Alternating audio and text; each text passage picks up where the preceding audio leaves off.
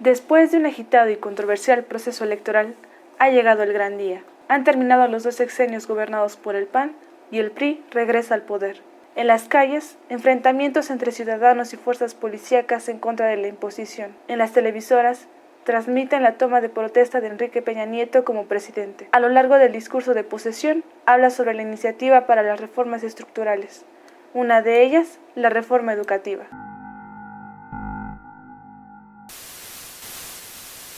Somos un grupo de estudiantes de la licenciatura en Diseño de la Comunicación Gráfica de 9º trimestre pertenecientes a la Universidad Autónoma Metropolitana Unidad Xochimilco. El tema a desarrollar en este documental es el tratamiento que dan los medios de comunicación masiva acerca de la reforma educativa y las protestas del magisterio. Tanto las principales cadenas televisoras como el gobierno han lanzado spots acerca de la reforma educativa. Los noticieros transmiten y repiten el mismo contenido. Consideramos que si bien la reforma educativa interesa a docentes, alumnos, directivos, el sector más afectado son las escuelas de educación básica y a los niños que la cursan. Este documental está dirigido a los padres de familia que basan su juicio a partir de la información que se transmite por medio de la televisión. México ha presentado muchos cambios administrativos y financieros en los últimos años, muchos de ellos en consecuencia de las recientes reformas del actual presidente Enrique Peña Nieto. Entre ellas está la reforma educativa, que ha traído consigo mucho de qué hablar y mucho que analizar. A continuación, cuestionamos, ¿qué es la reforma educativa? De acuerdo al gobierno, la reforma educativa propone educación de calidad para los estudiantes. Para ello, se implementa la Ley General del Servicio Docente, donde abarca puntualmente el ingreso, permanencia, ascenso y cesión de los profesores basados en la evaluación. Creación del INE como instituto para generar las evaluaciones al personal docente. Implementación de las escuelas de tiempo completo y autonomía de gestión. Estos son los puntos tratados de manera oficial por el gobierno. Sin embargo, para profundizar más en la reforma y su contraparte, tenemos la intervención de el maestro Jehú Olivares Olivo, licenciado en Educación con maestría en Educación Básica con campo de intervención en Educación Especial. Con 30 años de servicio, se ha desempeñado como docente, asesor técnico pedagógico, jefe del departamento, director de escuela primaria y actualmente es supervisor de la zona escolar 318. Tiene más bien un corte administrativo laboral. ¿En qué sentido? Hay algunas reformas que se hacen a algunas situaciones contractuales, algunas situaciones laborales, algunas situaciones que tienen que ver con cuestiones de tipo punitiva para los docentes por parte de la institución. La evaluación docente es punitiva pues cesa a los profesores de su labor en el aula. Pero, ¿por qué es un problema la sesión de docentes? Para esto entrevistamos a Francisco Nicolás Bravo Herrera, egresado de la Benemérita Escuela Nacional de Maestros como profesor en educación primaria con 25 años de experiencia como docente. Es director de la Escuela Primaria Leonardo Bravo y es miembro y exdirigente de la sección 9 de la CENTE. Esto, decirle al maestro, a ver, presentas un examen y en la tercera ocasión si no lo pasas te vamos a despedir. Entonces es punitiva desde ahí porque es amenazante. Quiero aclarar que no nos oponemos a una evaluación, pero esta debería diagnosticar, obtener elementos para que los maestros nos preparáramos mejor. Tampoco estamos en contra de mejorar la educación porque hay una coincidencia. Esta tiene que mejorarse muchísimo porque hay serias deficiencias. El artículo 22 de esta ley nos habla sobre, por ejemplo, los procesos de evaluación para los maestros, que es a donde se le ha apostado más. Para mi gusto, hace falta trabajar más sobre lo que tendría que ver como capacitación, actualización y asesoría de los docentes, la profesionalización. Porque se va más al hecho de que la evaluación per se nos va a dar elementos para que trabajen mejor los maestros. Una gran contradicción que tiene la reforma educativa es que no observa al maestro en el salón de clases. Entonces es una reforma que no vea cómo trabaja un maestro en el salón, pues sencillamente no toca lo medular del proceso. Estas evaluaciones no están diseñadas para formar a los maestros, ya que una evaluación formativa debe estar orientada a mejorar y no para castigar. Entonces, ¿esta evaluación está dirigida solo a perjudicar al docente? No con esto quiero decir que no haya ciertas bondades en la reforma educativa. Entre otras, la posibilidad de que un maestro adquiera una plaza por un examen de oposición.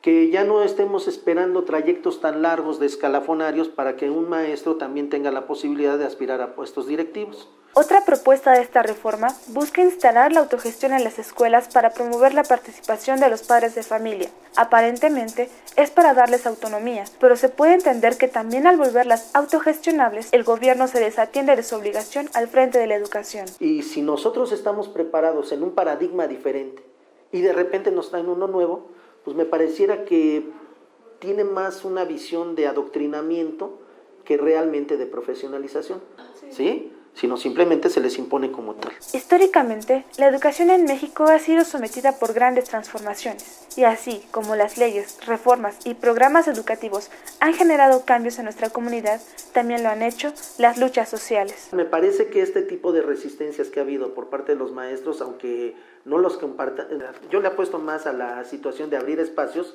para dialogar, pero también dialogar con una postura bien argumentada en lo normativo. ¿Qué artículos de la Constitución se están vulnerando? ¿Qué parte de las leyes que tienen que ver con la situación de nuestras responsabilidades como servidores públicos? ¿Qué partes de la cuestión pedagógica también tienen alguna situación que no está alineada entre lo que propone la reforma, las formas de evaluación, por ejemplo? ¿Qué formas de evaluación estoy sugiriendo? La evaluación formativa y cómo me están evaluando a partir de pruebas estandarizadas. Desde luego que las manifestaciones, quiero decirte, no es un fin en sí mismo, es decir, nosotros no nos movemos porque queramos, es el resultado de la cerrazón al diálogo que han tenido las autoridades. Quiero recordar también que desde hace más de un año nosotros metimos oficios, tocamos puertas como el Senado, como Los Pinos, como Gobernación, como la SEP, y nunca nadie nos hizo caso. Y entonces el camino que nos dejaron fueron las protestas en las calles, y diferentes acciones que ahora hemos protagonizado. Entonces, desde luego que nos han servido, aunque vuelvo a repetir, pues no es un fin en sí mismo, no queremos estar saliendo a las calles siempre, solo que es la única alternativa que hoy tenemos para defender la educación pública y para defender nuestra fuente de empleo. ¿Cómo y por qué han surgido estos movimientos a lo largo de la historia? Para entender estos movimientos sociales, consultamos a Juan Antonio López, con estudios en la licenciatura de Historia por la ENA, y en la licenciatura de Comunicación. Básicamente, que este movimiento que está desarrollándose actualmente no se da, digamos, en el vacío. Hay todo un trecho muy largo que se ha recorrido. En este caso ahorita que comentaba de los estudiantes, pero bueno, ¿qué demuestran? Que hay un problema estructural que no se puede resolver. Esto demuestra que el gobierno ha sido incapaz de resolver las exigencias de la sociedad. El caso más duro en ese periodo es el de Tabasco. Se solicita por parte de la Universidad Benito Juárez, se solicita un incremento en el gasto para la universidad. No se lo dan, entonces se van a huelga los estudiantes. El gobierno manda golpeadores, manda pistoleros. Los estudiantes responden y el gobierno vuelve a responder, pero de una manera brutal. Prácticamente en paralelo con el inicio del movimiento del 68 aquí. Los días 29 y 30 de julio de 1968, pistoleros, soldados, gente del gobierno persigue a los estudiantes de Tabasco. Hay una persecución el día 29 en donde los estudiantes terminan corriendo hacia el río Grijalva. Y ahí los masacran. Así nos encontramos que ante la incapacidad de resolver estos problemas, el gobierno responde con violencia y represión. ¿Cuál fue el papel de los medios en esa época? Para ahondar más en el tema, entrevistamos a Mauricio Andión Gamboa, quien estudió la licenciatura en Sociología en la UAM Xochimilco, maestro en Ciencias de la Educación por el Centro de Investigación y Estudios Avanzados del Instituto Politécnico Nacional y doctor en Educación por la Universidad de California. Actualmente, es catedrático de la licenciatura en Comunicación Social en la UAM Xochimilco. El movimiento, eran otras condiciones donde ciertamente también se estigmatizó a los estudiantes, pero lo que pasa es que en aquel entonces había 3 canales de televisión, estaba Zabludovsky era la ley, ¿no? Y si Zabludovsky dijo que no pasó nada el 2 de octubre, no pasó nada el 2 de octubre. Comprobamos que en aquella época los medios encubrían los crímenes del gobierno. Actualmente, ¿qué tratamiento le dan los medios a la información? La prensa muchas veces reitera los prejuicios o alienta los prejuicios que hay en la sociedad.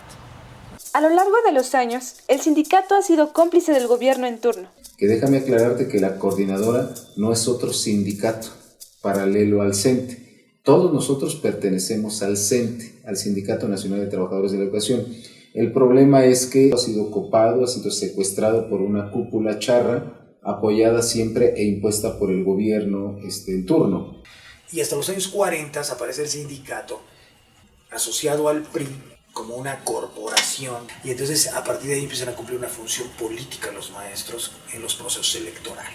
De entre los dirigentes del sindicato, la más destacada fue Elbester Gordillo. En los medios es presentada como una amenaza. ¿Por qué se dio esta situación? Carlos Loret de Mola decide que el problema de México es Elbester, ¿no?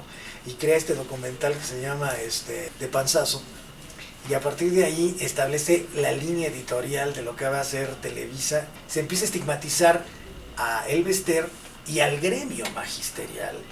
Pero entonces ahí aparece también otra figura, otra agencia que se alía precisamente a la televisora y a Carlos Loret de Mola, que es Los Mexicanos Primero, ¿no? Es una agencia privada que anda tratando de supuestamente promover la agenda de privatizar la educación pública porque supuestamente es más eficiente, ¿no? ¿Sí? Que ese es otro elemento subyacente en la reforma educativa actual. Un medio que siempre nos ha sometido a su control, no solo con armas y violencia, mejor aún, se ha adaptado a maneras más sutiles para mantener el poder y reproducir en ellas el miedo. Es la televisión. Solamente 1 de cada 100 hogares en México no tiene aparato de televisión en su vivienda. Más de la mitad de las viviendas del país tienen al menos 2 aparatos de televisión. En México tenemos un aproximado de 48 millones de aparatos. De acuerdo al nivel socioeconómico, la clase alta tiene más televisores por vivienda que los de clase baja, un aproximado de 3 o más televisiones por casa. La clase media tiene un aproximado de 2 televisiones por vivienda. Este segmento poblacional es el más grande.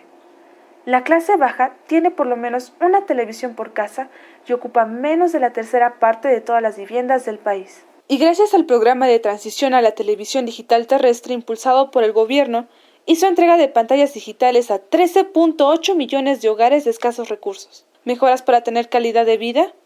Y las televisoras son una corporación, de alguna manera, que ha crecido, son corporaciones que han crecido al amparo de las políticas públicas económicas neoliberales, ¿no? En México hay 863 canales de televisión. Televisa maneja 321 de ellos y Televisión Azteca 211. Entre ambas empresas controlan el 62% de las frecuencias en todo el país. Televisa tiene 3 cadenas nacionales y Azteca 2.